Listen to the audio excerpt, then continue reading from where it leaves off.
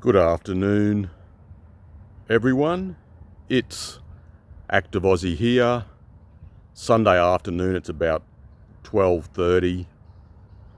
It's a magnificent afternoon, about 25 degrees. The last 2 days have just been fabulous.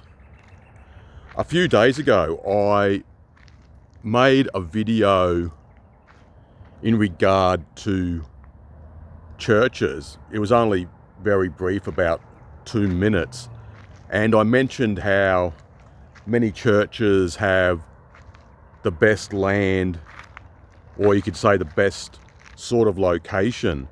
And I noticed someone left quite a few comments in regard to that video, and I did not mean to shit on churches or to shit on Christians, so to speak, in that video.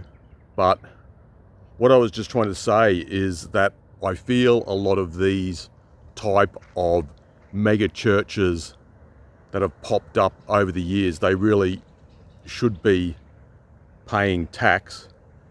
And I've always thought that the church can be a place for many dubious types of individuals to hide, and we have seen quite a few examples of that. And a lot of people within the church also appear to be hypocrites. We have this so-called prosperity gospel, prosperity teaching nowadays, and I know that in the past Hillsong actually had VIP seats for certain individuals, and that is just quite laughable. Can you imagine if Jesus was around, would he want a church that has VIPs? That's just crazy.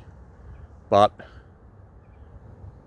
I've also talked before about the so-called fake Christians and traditional girls, Christian girls, and a lot of people hide behind religion. It's a type of a ruse, a type of deception that some women can use to entrap men. And I've had personal experience with this, and I know another MGTOW made a video about it in regard to what he called the Christian chameleons, and that's true, they can be just like that.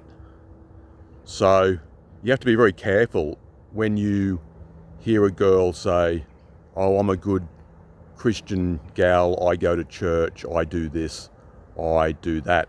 It makes no difference, because hypergamy is universal, and lots of women will monkey branch, so to speak, regardless of whether they are religious or they are agnostic or they are atheists.